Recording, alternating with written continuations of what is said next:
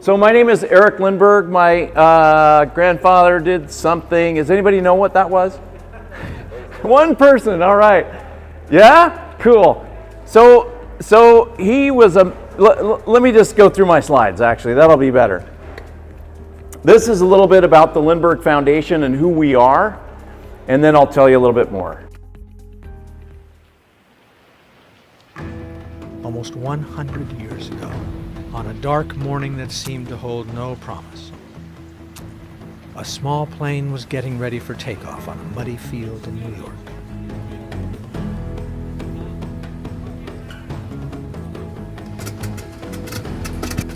The plane was heavy with fuel and the runway was soft, so people pushed. The plane moved slowly. As it struggled, the people kept pushing. The plane gathered momentum. The people kept pushing. Finally, the plane moved faster than they could run. They let it go. Charles Lindbergh was on his way to Paris, and a whole new era of human life on this planet had begun.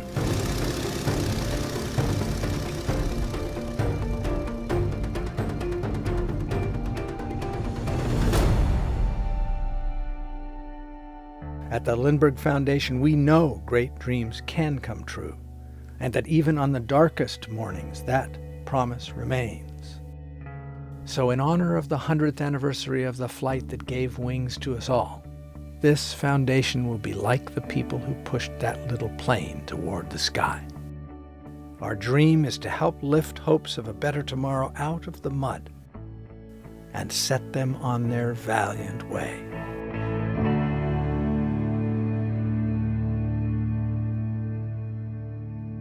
Sometimes technology doesn't work right. And I'll say, AI is easy, AV is hard.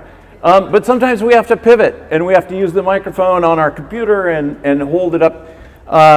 That's how life is. My grandfather moved to St. Louis in 1923. Why did he do that? Because the air races were going on. When things fly, it's fun and compelling and interesting. And what he found here in St. Louis was a unique camaraderie between the pilots who lived here. And he started flying the mail for Robertson Aircraft between St. Louis and Chicago. And it was during that time that he learned about the Orteig Prize.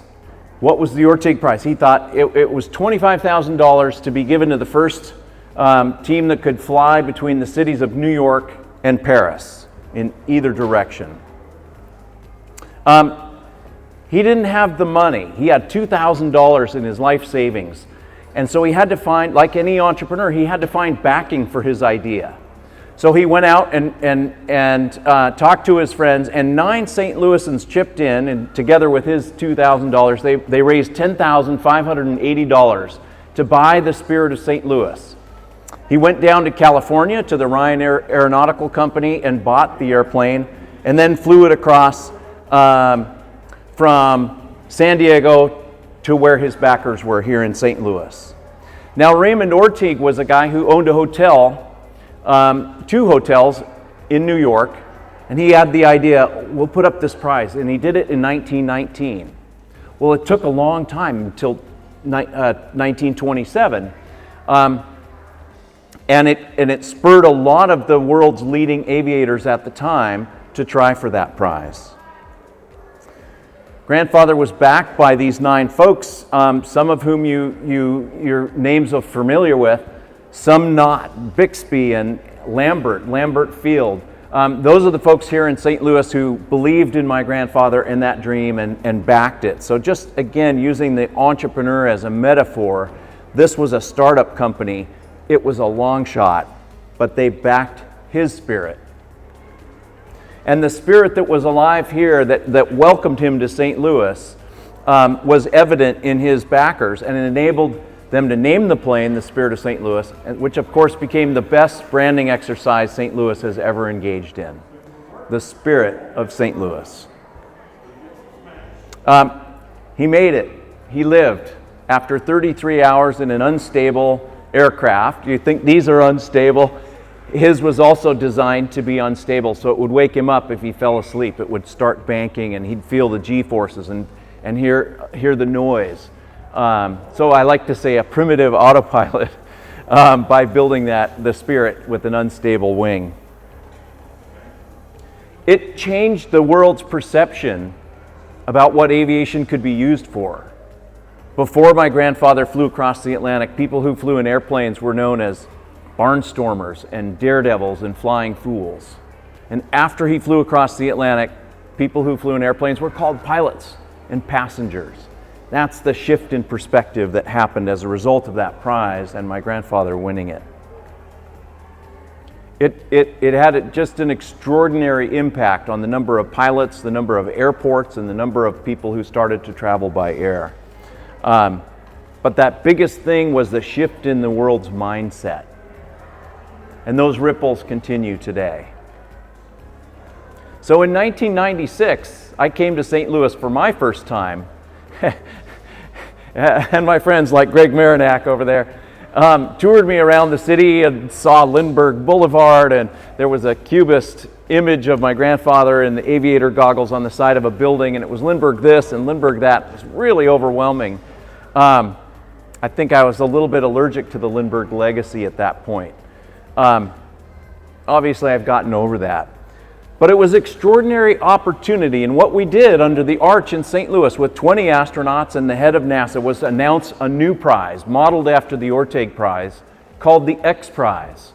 The idea was we would give $10 million to the first private company that could build a spaceship and fly into space with the equal weight and mass of 3 passengers, return safely and do it again, and revolutionize the space travel industry. How crazy is that?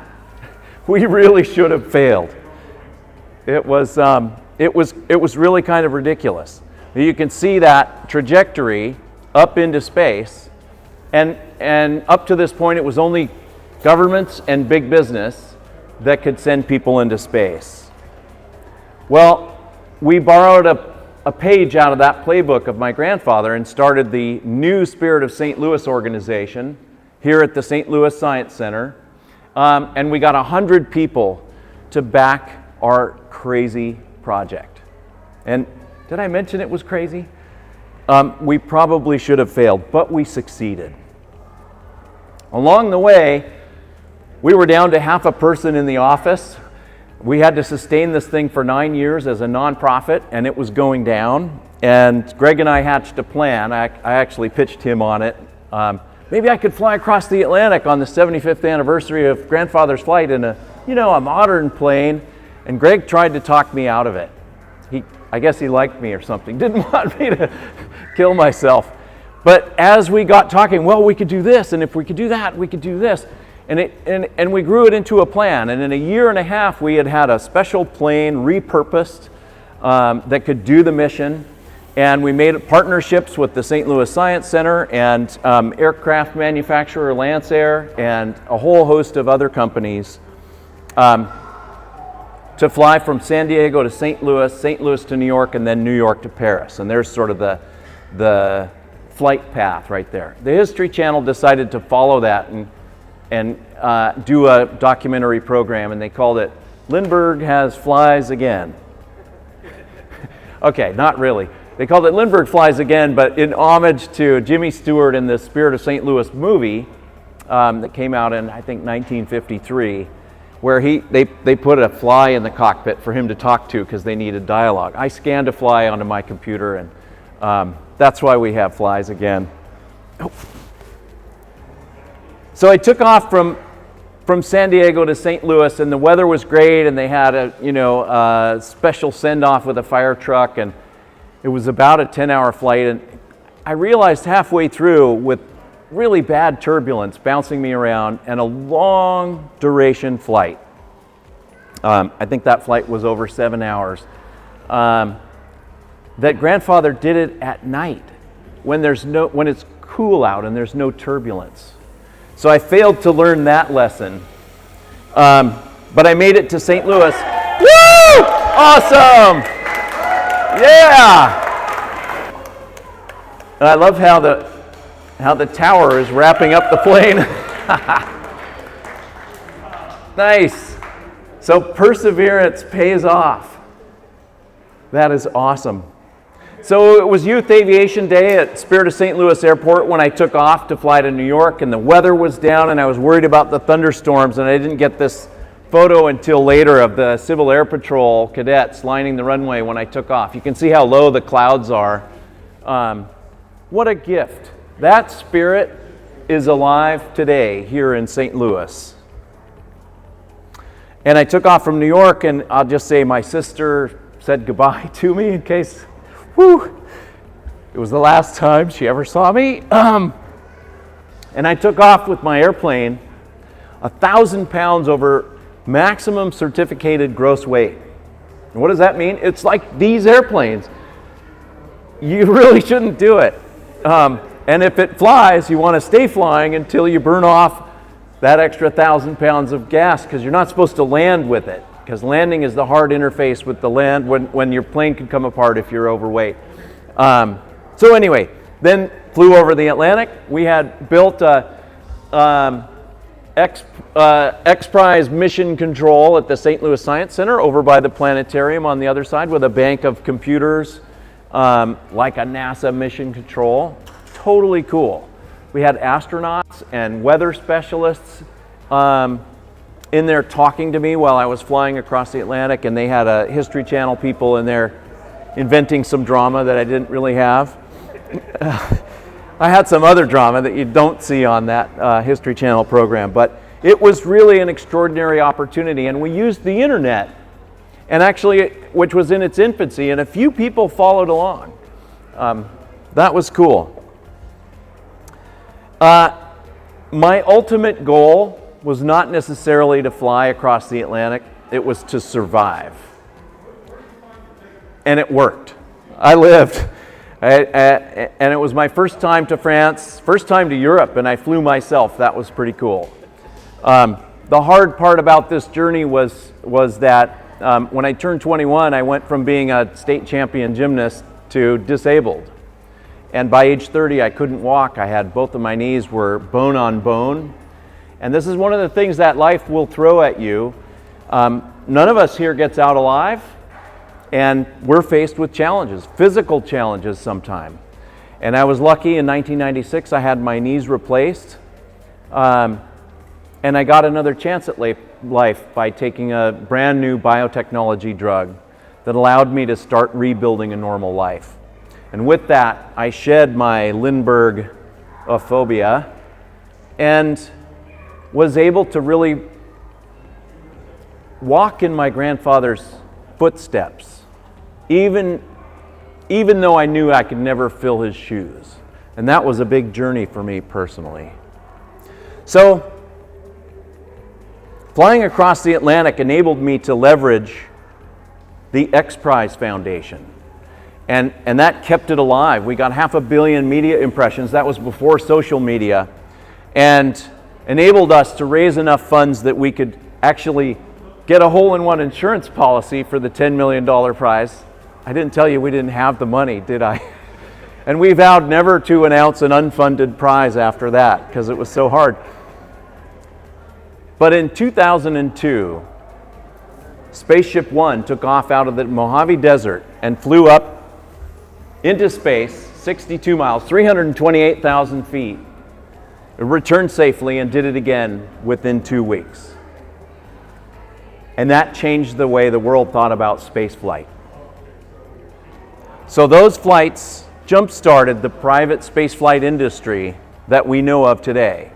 And with the Science Center in the background, we gave away the $10 million check to Burt Rutan, who built Spaceship One, and Paul Allen was his backer, and these are our X-Prize compatriots, and there's Greg Marinac in the back. Raise your hand, Greg.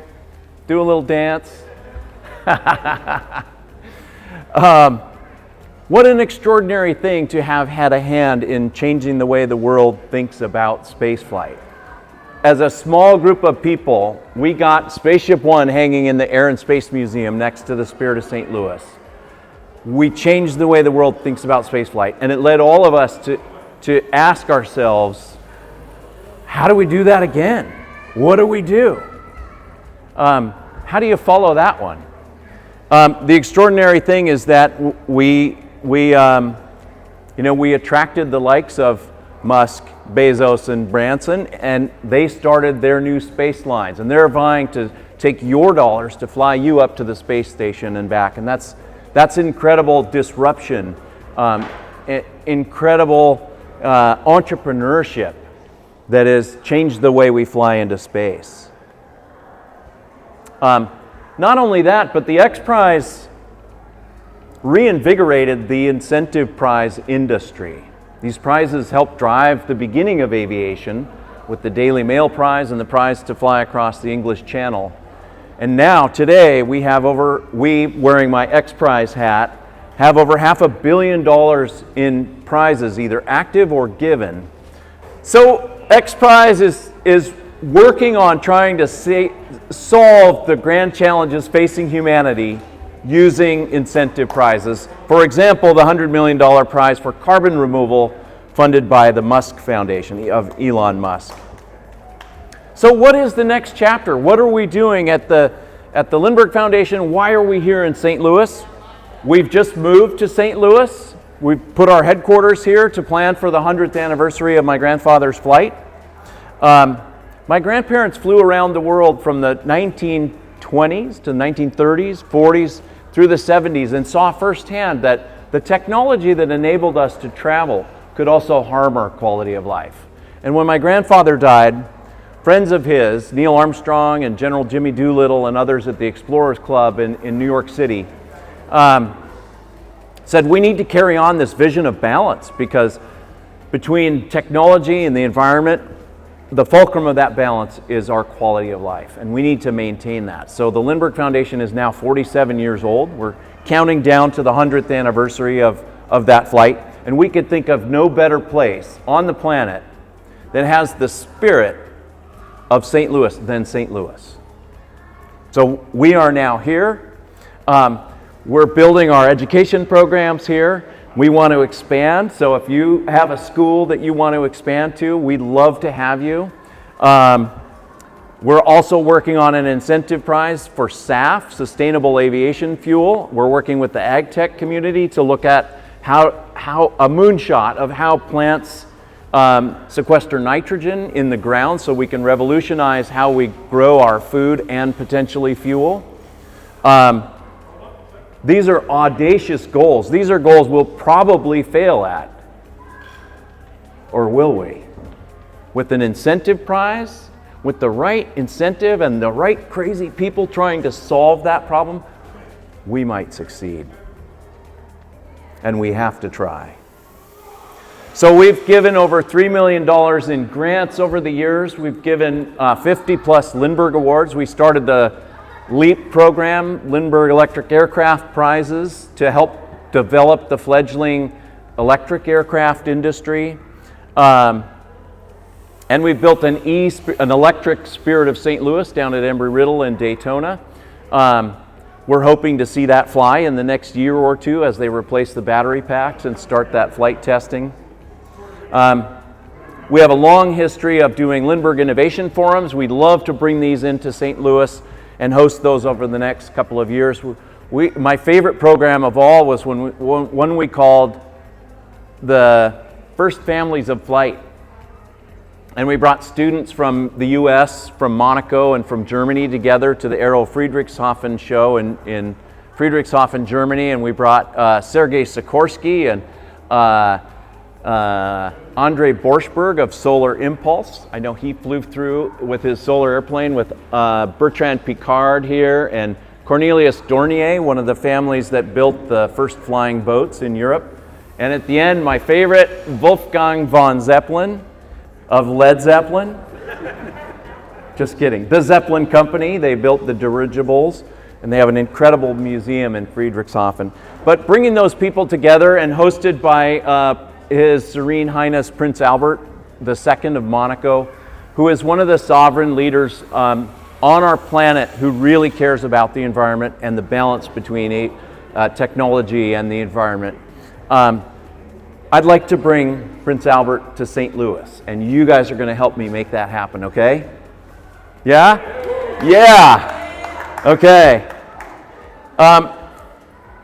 After I flew across the Atlantic, Greg Marinac helped get the new Spirit of St. Louis that I flew donated here to the St. Louis Science Center, and now it's flying again, and Aero Careers, a small nonprofit that helps people take their first flights here in St. Louis, is flying it. So if you know kids who are really into flying and they want to take a first flight, I am happy to make that connection for you, see if they'll give you a flight. And I just flew it on Tuesday. I could still land it after 17 years. That was pretty cool. So thank you so much to Seyer Industries and Starrag and the St. Louis Science Center and our Spirit of St. Louis 100 members. Dr. Craver, I could see you out there. You raise your hand. Thank you so much. Is Cindy Peters here? She's gone already, but another one of our Spirit of St. Louis 100 members that helped us make this happen. Did I forget something there? No, we're good. So how do these two impossible dreams come true? It's in the name of the plane. It's the Spirit. So my grandfather had applied for the Orteig Prize, the $25,000 prize, and he wasn't eligible to win the prize because he needed 60 days to pass from the date of the application to before he flew. And he called Harry Knight, his backer here in St. Louis, and said, I'm not going to be eligible for the prize, but the weather's clearing and I want to take off. And Harry said, to hell with the money, Slim. When you're ready, you fly. That's the Spirit of St. Louis. That's the Spirit that was alive here, backed my grandfather, and sent him across. And of course, they couldn't not give him the prize once he won. So we're in that countdown. Thank you so much for coming and participating in this. As you can see, it's really hard work, and you guys deserve a shout out because this stuff isn't easy. Yes! Woo! Right on. I love it. That Spirit is alive. And aerospace is not easy. It's really hard. But if we apply ourselves, we can make it happen. So thank you so much to all of you. This has been great. We have some awards to give away, and then I promise I'll shut up. Are we ready? Right on. This is third place, and it goes to number 13, the honored one. Come on up. Where are you? Oh, yes! We have another one flying. Awesome. Hey, congratulations. And if you'll go over here and get a photo taken, that would be awesome. Okay. Second place, number 6, Warp Star. Hey, right on. Congratulations, Caleb.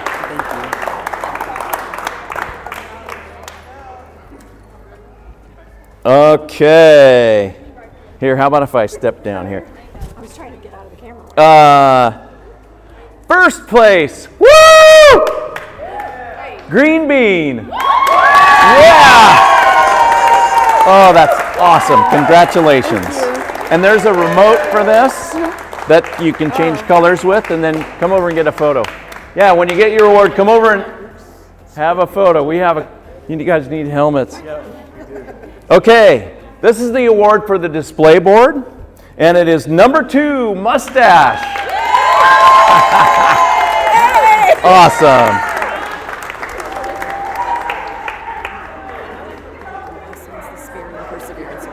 Okay.